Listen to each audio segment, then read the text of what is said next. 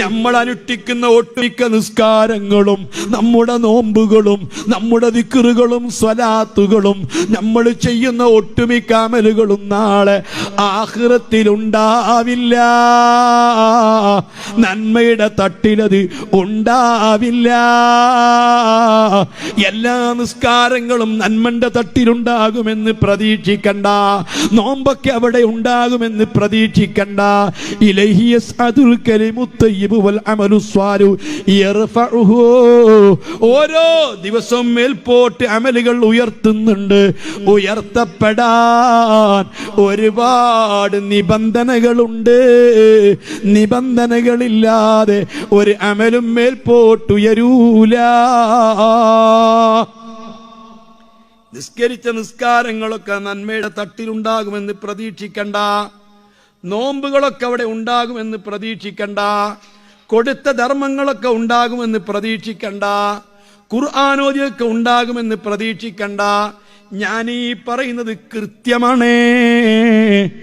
അമലുകൾ ഉയർത്തപ്പെടാൻ ഒരുപാട് നിബന്ധനകളുണ്ട്. ഒരു ദിവസം മോനെ ഒരു കളവ് ഒരു ദിവസം പറഞ്ഞിട്ടുണ്ടെങ്കിൽ കളവ് പറയുന്നവന്റെ അമൽ മേൽപോട്ടുയർത്തപ്പെടുന്നതല്ല. ഒരു മുസ്ലിമായ സ്ത്രീയോടോ പുരുഷനോടോ എന്തെങ്കിലും വൈരാഗ്യമുണ്ടെങ്കിൽ, വെറുപ്പുണ്ടെങ്കിൽ, പരസ്പരം വീറും വാശിയുമായിട്ട് പോരുമായിട്ട് നിൽക്കുന്നവരുണ്ടോ, ഒരു അമലും മേൽപോട്ടുയരൂല. മരുമകളോട് വൈരാഗ്യമാണ്, അല്ലെങ്കിൽ നാത്തൂനോട് പോരാണ്, അല്ലെങ്കിൽ അമ്മായിമ്മയോട് വിരോധമാണ്. അതേ എത്രയെത്ര ഉമ്മമാരാണ് സുബഹിക്ക് വാങ്ങി വിളിക്കുന്നതിന് മുമ്പ് എഴുന്നേറ്റ് തഹജ്ജുദ് നിസ്കരിക്കുന്ന ഉമ്മമാർ. അതേ എത്രയോ ഖുർആൻ ഓതുന്ന ഉമ്മമാർ. എല്ലാ ക്ലാസ്സിലും പങ്കെടുത്തുകൊണ്ട് ദുആയിൽ പങ്കെടുക്കുന്ന ഉമ്മമാർ. ഉസ്താദുമാർക്ക് ഭക്ഷണം കൊടുക്കുന്ന ഉമ്മമാർ. പക്ഷേ രാത്രി സമയത്ത് തഹജ്ജുദ് നിസ്കരിച്ച് സ്വന്തം റൂമിലിരുന്ന് ഖുർആൻ ഓതുമ്പോൾ അപ്പുറത്തെ റൂമിലുണ്ട് മരുമകൾ ഖുർആൻ ഓതുന്നു. ആ മരുമകളോട് ഹൃദയത്തിൽ വലിയ വൈരാഗ്യമാണ്, പകയാണ്. നാത്തൂനിനോടും അങ്ങനെ തന്നെ, അയൽവാസികളോട് അങ്ങനെ തന്നെ. ഞാൻ വിശദീകരിച്ചു പറയുന്നില്ല, ടൈമില്ലല്ലോ.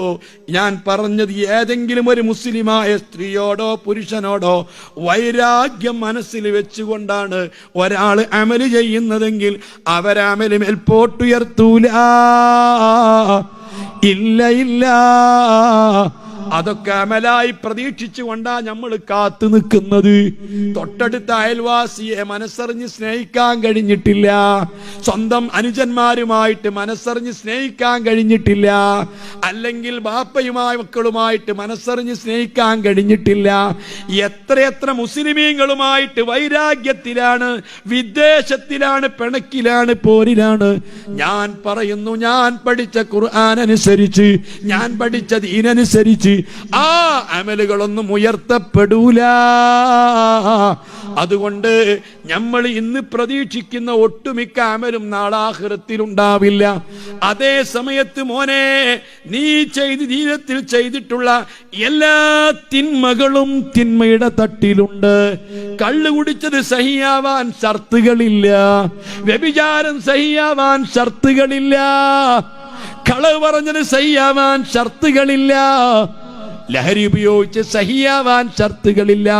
അതുകൊണ്ട് പ്രായപൂർത്തി എത്തിയതിനു ശേഷം എന്തെങ്കിലും ഒരു തിന്മ നീ ചെയ്തിട്ടുണ്ടോ, ആ തിന്മകൾ മുഴുവനും നിന്റെ തിന്മയുടെ തട്ടിലുണ്ട്. അതേ സമയത്ത് നീ ചെയ്ത ഒട്ടുമിക്ക നന്മകളും നന്മയുടെ തട്ടിലില്ല. ഇത് വെച്ച് തൂക്കുമ്പോൾ ഒത്തുപോകണ്ടേ.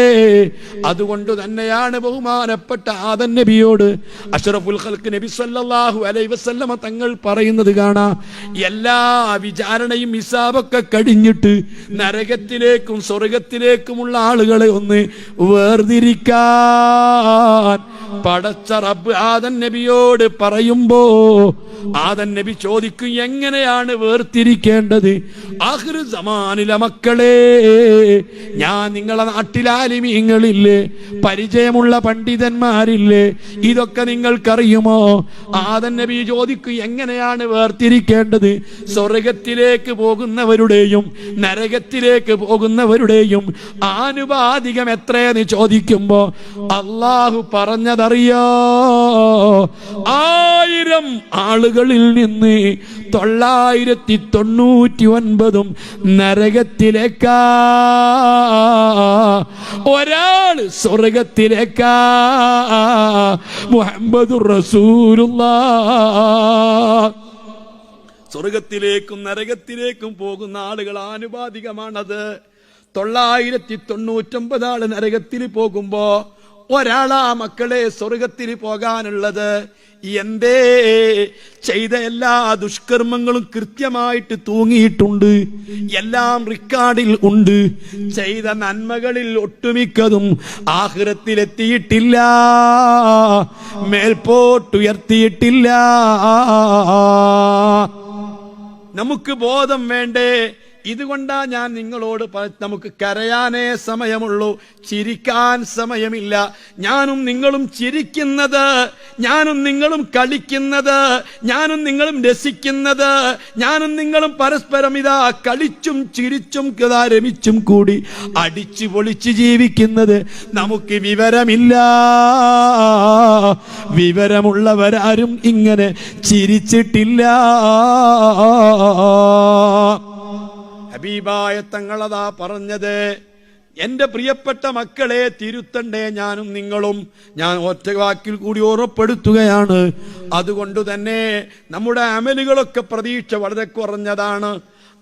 അതുകൊണ്ട് സഹോദരിമാരെ, പാത്രം കഴുകി നമുക്ക് പറയാനുണ്ടാവണം, ഭക്ഷണം പാകം ചെയ്ത് നമുക്ക് പറയാനുണ്ടാവണം, വസ്ത്രം കഴുകിക്കൊടുത്തത് പറയാനുണ്ടാവണം, മക്കൾക്ക് വേണ്ടി ത്യാഗം ചെയ്തത് പറയാനുണ്ടാവണം, മക്കൾക്ക് വേണ്ടി ത്യാഗം ചെയ്തത് പറയാനുണ്ടാവണം. ആഖിർ സമാനിലെ പെണ്ണുങ്ങൾക്ക് എന്താണ് പ്രതീക്ഷയുള്ളത്? അള്ളാഹുവിന്റെ അടുക്കൽ നന്മയും തിന്മയും തൂക്കുമ്പോൾ എന്റെ തുലാസിൽ തൂങ്ങുമെന്ന് പ്രതീക്ഷയുള്ള എന്ത് അമലാണ് പെങ്ങളെ നീ കരുതി വെച്ചിട്ടുള്ളത്? വല്ലാത്തൊരു ലോകമല്ലേ. ഞാൻ ആ ഭാഗത്തേക്ക് കൂടുതൽ കടക്കാൻ ഉദ്ദേശിക്കുന്നില്ല.